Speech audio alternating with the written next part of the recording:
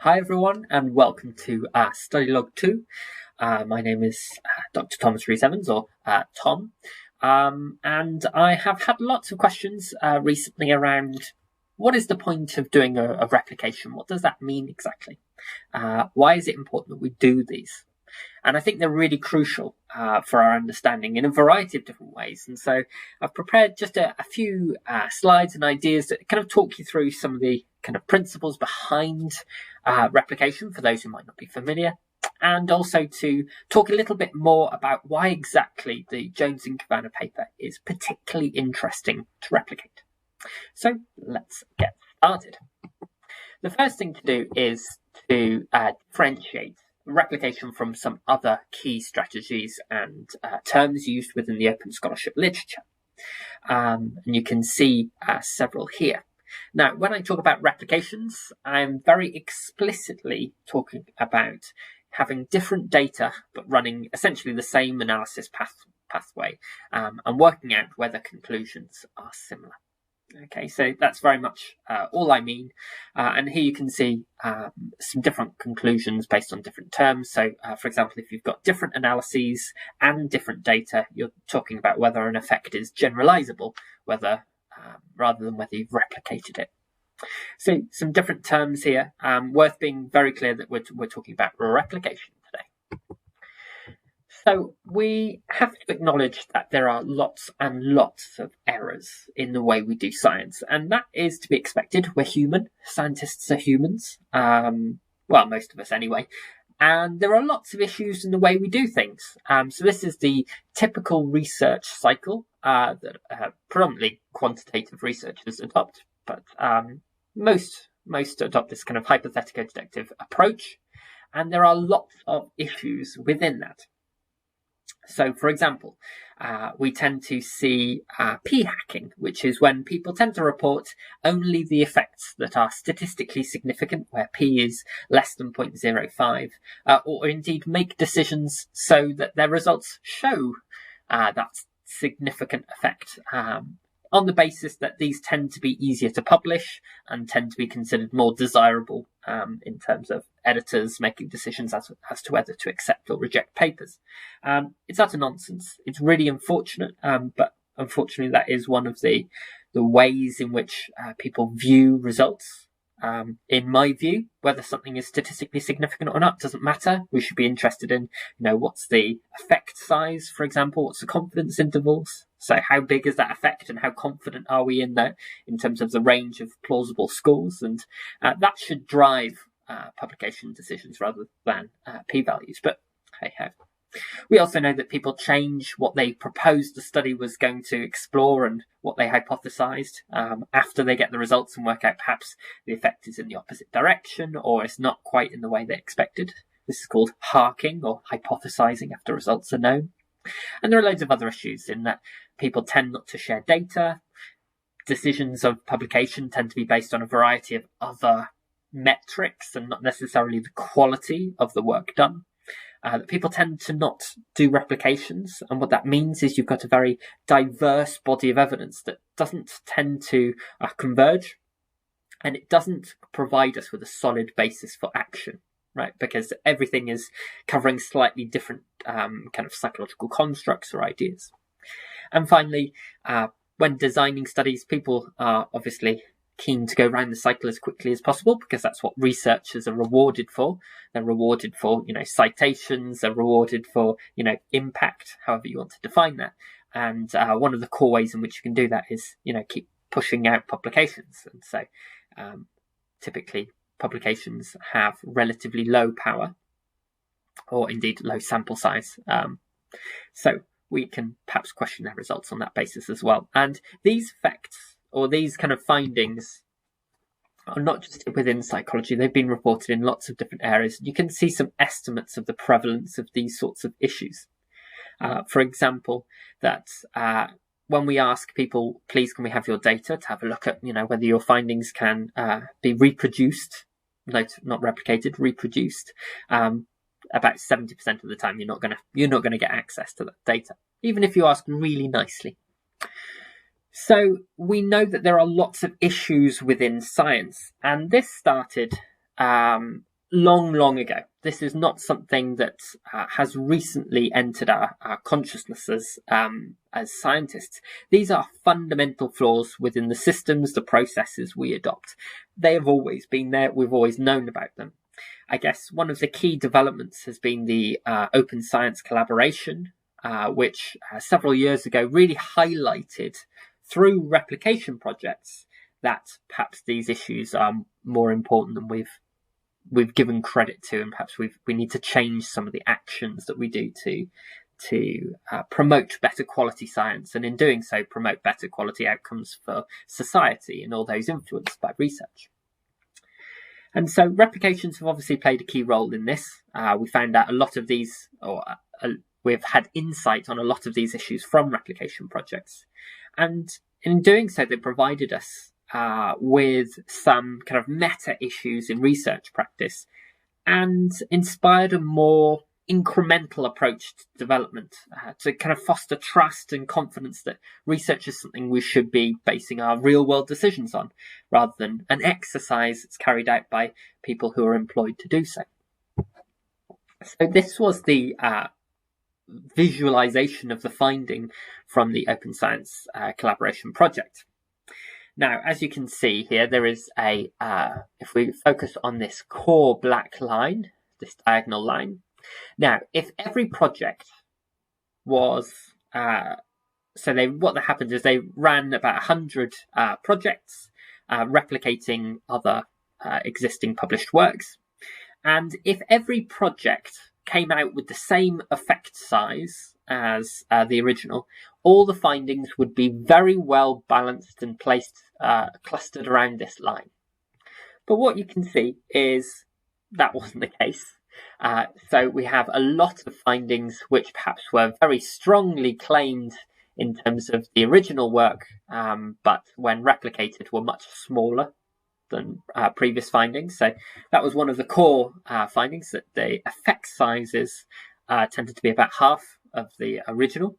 So obviously, when we make claims that this intervention is going to help us with this sort of mental health issue like anxiety or depression, what they claimed was a big effect would be half the size. Now, obviously, that wasn't a perfect example in terms of the types of studies they conducted, but just providing as a way of thinking about things. So when they made claims that effects were big, they tended to be much smaller.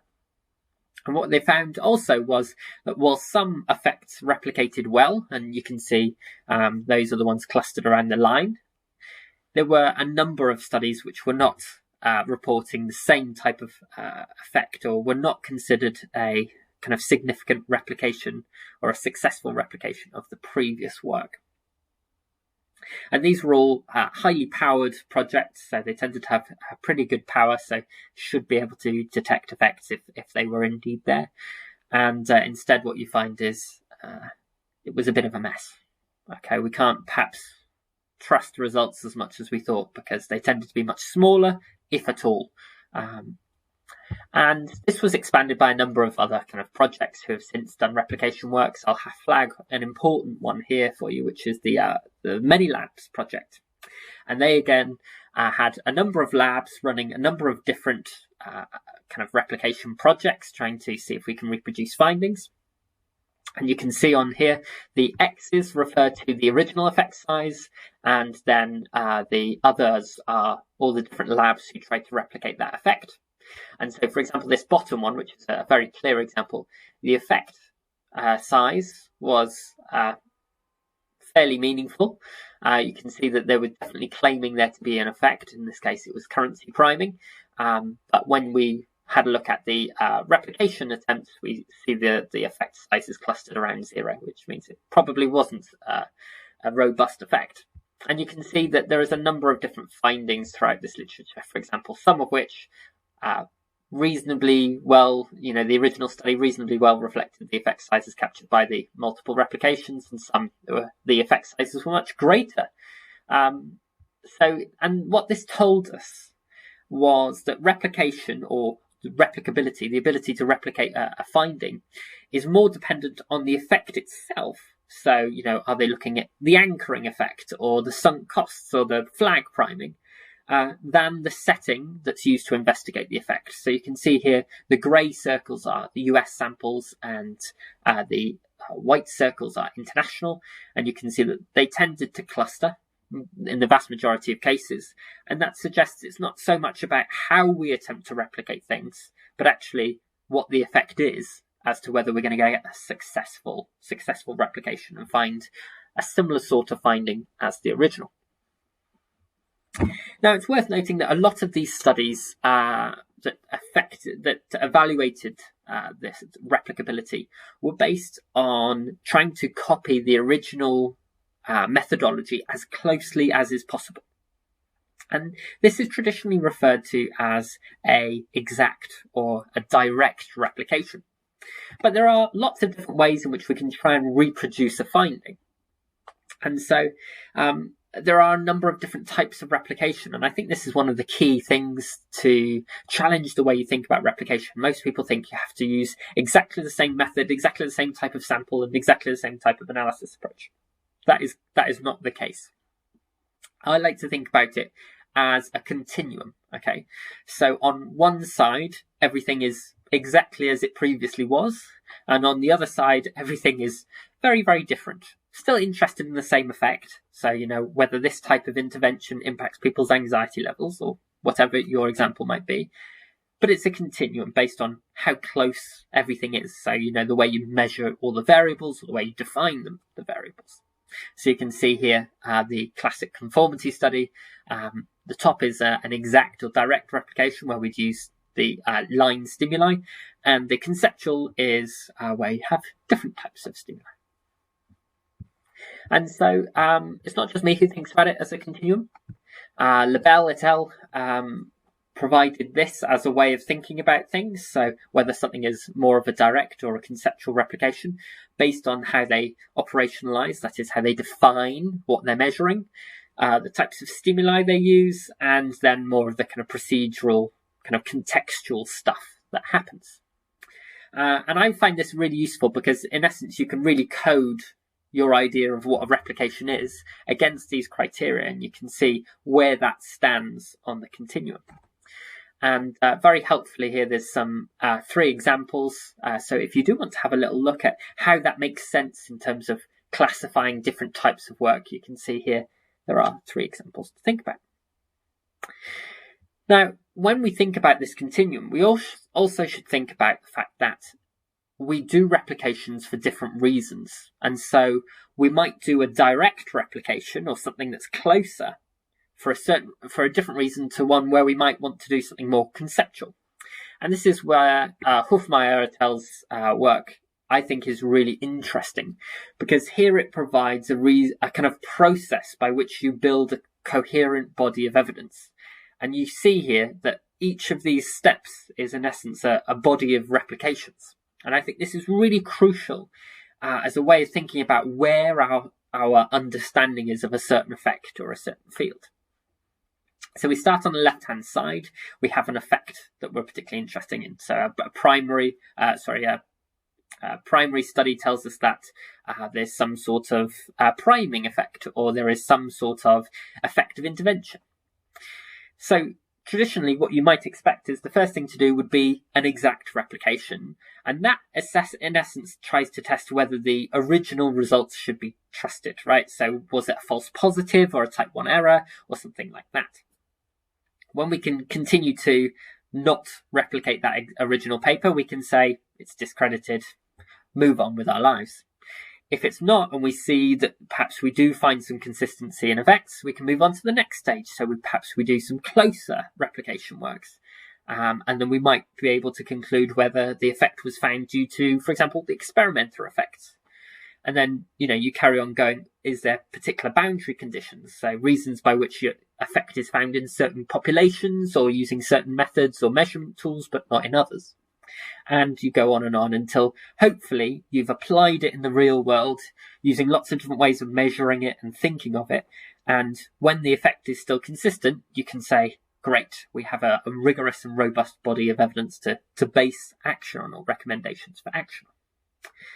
So you can see that this, I feel like this is a really useful framework to think about where do I need to pitch a replication. So where is it important in our kind of development of understanding? And I think this goes a long way to showing how research and science should be about incremental progress. Okay, it's really important that we find new effects or we find certain things, but being able to trust them is a much more complicated process. And so this is where I see replication being really useful. So it can be used to challenge questionable findings, and in which case we can use a direct replication approach to say, well, if it's really the case, we'll copy what you did and we'll see if we find the same thing. It can also be used, if we look at it in a broader sense, to highlight areas of replicable research and therefore find areas where we should be confident in making actions in the real world. Replications can also help build theories and theory developments because we can work out, for example, boundary conditions, so why things work in certain cases but not others. And more broadly, I think this taps into a really strong idea that this critical thinking that we all do about everything is really important when we kind of consume scientific understanding. We should be really critical of things. We should provide our own critical evaluation of evidence before we make conclusions as to whether we do something about it. And I think replications allow us to question, is this sample the right one? Is this method the right one? Is this stimuli the right? And it allows you to kind of critically evaluate all key stages of the research process. So that's in some of the core reasons why I think replications are so important. So let me give you an example of replication. So this was a massively controversial development. So Ben in 2011 published a paper saying that he had found evidence for PSI, aka we can predict events before they've been decided. Now, this is massive, because if humans can do that, well, we no longer need kind of weather updates on our phones. We should be able to predict with greater than chance accuracy what's going to happen in the future. And man, if we could do that, that would be amazing, wouldn't it? And because this paper was published in a fairly well-respected journal at the time, it caused heated discussions, we'll define them as that, about the state of parapsychology, which is the study of kind of paraphenomena, and psychology research practices. So we used, the typical widely accepted research process, and we came to this very shocking conclusion that people can predict the outcome of a 50-50 decision correctly 58% of the time, which obviously is from their project was statistically significant. So statistically significantly more than average, we can predict a correct decision. Now, this would be absolutely shocking. So let me show you the process they used. So they gave participants this. So they gave them a lovely screen of kind of theatre curtains, and they said, on what side of the screen is an image going to appear?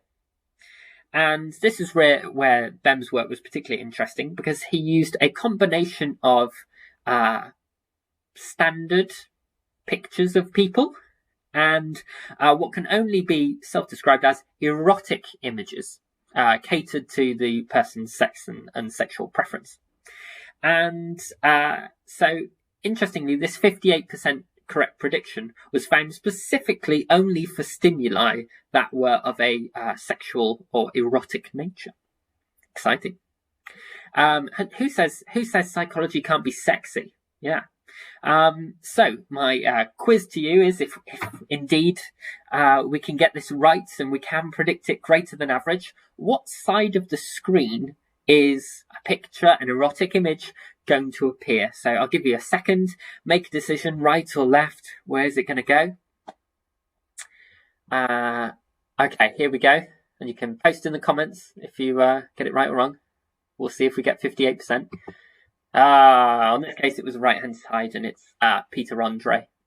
I don't know why I chose him. I just affectionately refer this BEM study now as the Peter Andre study. He was in no way involved. Please don't make any libelous claims. It's just a bit of fun. Good. Okay, and so this was the process that the original study used. They did a number of these trials where they tried to predict which side of the screen an image was going to appear, and 58% of the time, when there was an erotic image that hadn't been decided by the computer as to which side it was going to come up on, they got it right. Now, forgive me, I was, and indeed a significant body of researchers, were pretty cautious about accepting that conclusion that the PSI effect exists. And so, despite there being a lot of critique about should we bother wasting resources trying to replicate this finding, a lot of people attempted to replicate this finding, this effect, because if it's true, it's incredible, and it really would be something substantive. So there are a number of projects that tried to adopt more rigorous methods, used a more rigorous analysis approach, and surprisingly not, they found there was no effect. There was the chance of predicting the right side of the screen was about 50%. It wasn't in any way statistically significant and or anywhere near 58%. So I just want to raise one particular attempt at replication that I was very proud to be involved with, which was the transparent PSI effect, or the transparent PSI project. And this was a really cool version of a replication, because it used a number of really modern and up-to-date practices that could be used in any area of psychology, really, to improve confidence in our results. So the first idea was this born open data.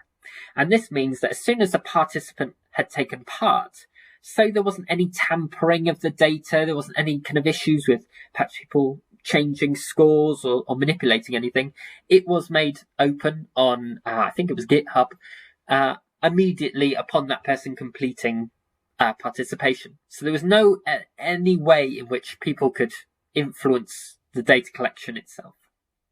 So there was direct data deposition. There was real-time research reports where people could click on a link and see exactly what the effect was of PSI at any point in the data collection process.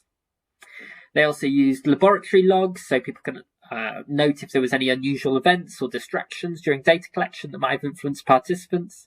There was a research audit to make sure that the whole chain couldn't be infiltrated with questionable researcher practices. There was pre-registration, so we declared exactly what we were going to do and how we were going to do it and how we were going to analyze the data before we started collecting data. It was an incredible attempt to demonstrate the value of modern practices to counter some of the problematic practices I highlighted with the research cycle earlier. And you won't be surprised by what we found. Go and take a look if you're interested. It's a really fun project. And so obviously we are doing a replication study of unethical behaviour, and I hope up to this point you are slightly more convinced by the value of replication studies and perhaps have a little bit more understanding of the nuance associated with replication, that it isn't just a direct copy, but an attempt to try and reproduce a finding, perhaps in the same way, perhaps in a different way. And in practice, hopefully you now kind of have some understanding of the fact that there are many decisions that we make with replications around what, when, and how we deviate from the original study. Sometimes it's a necessity, right? We don't have access to a certain population, or we can't use that measure or that particular tool or approach anymore. But sometimes there are valid reasons why you'd want to deviate. So, for example, if a study uses a hypothetical vignette, like the study does that we're interested in, perhaps then it moves to a more realistic scenario. There's lots of key kind of decisions and questions to make. And while doing that, if anybody is ever going to do their own replication of something else, I really encourage you, and this is from my own experience, to think about the rationale for why, and not just why different, but why the same. Why would you change or keep that the same? And taking a thought diary to help you keep track of and log what you were thinking at the time when you made each decision. And that really helps you be able to communicate to the end user why you've done this or why you haven't done this. And it provides a little bit more nuance in terms of justifying the approach you've taken. So these are a few kind of steps to think about if you are going to ever do your own replication project. The first of which is to pick a study or an effect and a reason for replicating. So it may be that you want to progress a specific practice towards application. So you might think about the Hofmeyr diagram and think about where replication attempts have been thus far and where would the work need to be taken to get to that end point. You may also want to challenge some questionable researcher practices and think, actually, I'm not sure I can trust this original research. So perhaps we need to kind of test some of its core assumptions. Or perhaps you instead want to question an unchallenged finding or build upon knowledge in a more kind of transparent and robust way. And indeed, we should acknowledge that most scientific progress is made from incremental steps and additions upon what already exists. So my advice here is to pick a very specific effect or finding of interest. So it could be a specific relationship or specific difference, but you should be able to really clarify what it is exactly. And I've provided some examples here of, what exactly you're interested in finding. So this first paper was another registered report, and it was an attempt to replicate some clusters, so an attempt at grouping people through their humour. And it turns out it's highly inconsistent and probably based on the methods of analysis you use rather than underlying differences between people that can be easily categorised. Another one here from a project that I did with one of my students previously. She's brilliant, and it was looking at the effect of feedback culture on job performance and whether feedback and positive feedback makes a difference. And again, you could pick you could pick one of these results to really take forward. So for example, whether positive feedback is a predictor of task performance, and you could try and explore whether this effect size, in this case it's the beta value of the regression, was replicable. And again, here's a difference-based one. It's Manover, one of my very, very old pieces of work, interested in whether there was perceived differences between similar words, so things like guess, estimate, and guesstimate. And again, you could try and so a replication should be based on an effect and trying to explore that. So that is the first thing to think about, so what it is. And then I guess the second thing is to ask, can I and how do I want to replicate it? So you might ask, can I get access to the population and the materials? If not, what am I going to change and how will I justify that? Or if I do I want to, even if I can access those materials, do I want to run direct replication? Then I'd think about more practical things. What's my sample size? And perhaps I need to use the smallest effect size of interest, the seesaw, to see whether I can actually achieve that kind of sample size goal. If not, I need to go back and kind of change my idea of what I'm replicating. If that is the case, then you kind of want to question, am I interested enough in it to read about it forever? You might be an MSc student, so do I need to, have I got enough motivation and interest in this to write a whole MSc study on this specific effect? If not, then probably I need to return back to issue 1 and think about what I replicate. It's a complicated process and something I really enjoy. And so I'd show you one previous example. It wasn't pre-registered or anything, but one previous example. So to give you context, this study looked at whether ability emotional intelligence, and that is the kind of cognitive sense of EI. So can people understand what emotions are and what they mean and what people are experiencing? And is that a component of cognitive ability or intelligence, or can it be conceptualized as a second stratum factor of G? And I was really interested in replicating this because I had a fair amount of academic attention. So it had 187 citations at the time of publication, and I was really interested in this kind of theory sense of, is emotional intelligence really part of cognitive ability? Does it really fit within that model? Because there were a lot of people making claims that it was. So that kind of covers those points. There were contradictory claims in the existing literature, so I thought, well, it's a useful way of adding to that and providing another source of data. Most of the existing work used proprietary measures, so what's called the MSCITE, or MSCITE, the Mayer-Salovey-Caruso emotional intelligence test. It's traditionally used for ability EI, whereas I wasn't interested in using proprietary measures because it's very hard to make robust claims about them. And so I used non-proprietary measures. So that was a key difference, and I justified that why. And I already had the data because it was part of my PhD work. So I was like, it would be interesting to try and replicate this work because I measured a lot of very similar things. So this was the original study by MacCann et al. 688 students, a battery of questionnaires, and they did structural equation modelling to analyse the data. And these were all the different models. And they found that this model 7 was the best way, or the best fit to the data. And it was my replication attempt. I did a very similar thing. I modelled it all in the different ways that they previously did.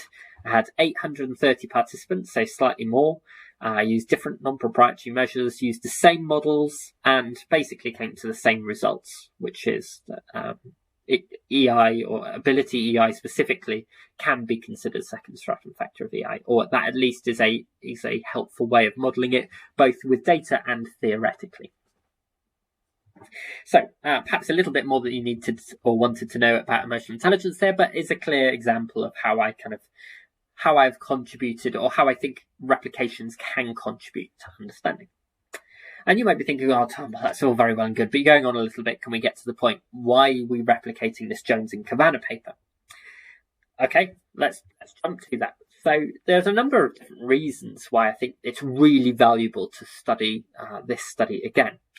The first of which is that even internally, the findings reported were inconsistent. So they had 2 experiments using very, very similar methods. They only deviated very slightly based on some of the control questions that were asked, I think, in the slightly different sample, still students. And they found some fairly substantive differences in effect size between some of the predictors.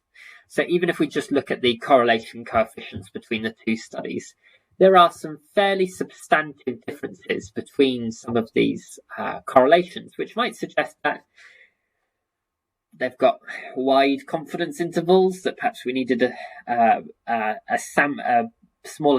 larger sample rather to be able to make more confident estimates of effects, because clearly these are substantively different. So correlation of 0.06 is practically no correlation, whereas a correlation of 2.42, one of the strongest findings, same kind of variables, same ways of measuring it, but quite different results. So when we're trying to synthesize this and say, so what was the impact of manager influence on unethical workplace behaviour, it's really hard to be able to say. One study said non-significant, one study said a fairly modest but meaningful correlation. So that tells us not that we can't trust these results, but perhaps that there's value in providing more focused attention to them. And in particular, considering power. Now, so statistical power is the long-run possibility that a statistical test correctly rejects the null hypothesis when the alternative hypothesis is true, right? So it's making the right call based upon the data. And the original study had samples of 138 and 154. And we know from even very basic research that correlations, that is, effect sizes captured by correlational analyses, tend to stabilize about 200, 250 participants. So even if you use a very broad rule of thumb, we only tend to get precise estimates of relationships when we use more participants. And so I tried to quantify that in some way by conducting a power analysis based upon the existing data that we had, and they had 80% power to detect correlations greater than 0.24 or 0.22. Now, the vast majority of their correlations, 9 of the 12 that they tested as part of their hypotheses, were smaller than that, which means that perhaps there is some concern around whether there was enough data to be able to make conclusive statements and perhaps avoid errors. Third, there is and has been quite a lot of attention about this project. So it's had over 600 citations, which, is a fairly meaningful number. Many people within the meta-research community have said, if we pass 100, then perhaps we should be thinking that it's got enough attention that we should be giving it some replication attempts. So it's way beyond that.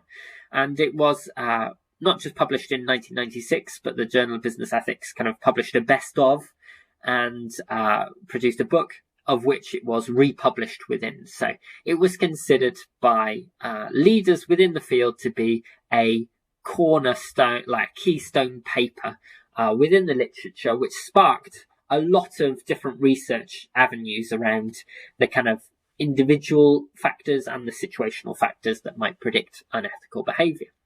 So both in citations and in its impact within the field, it was incredibly important for kind of spurring on lots of different directions of research. Now, there are some other things to consider, which is that there was no clear replication attempt of this project. Now, obviously, they did 2 samples, so it was in some way study 2 could be seen as a replication of study 1, but they came to different findings, and there was no attempt to try and kind of resolve any of these inconsistencies.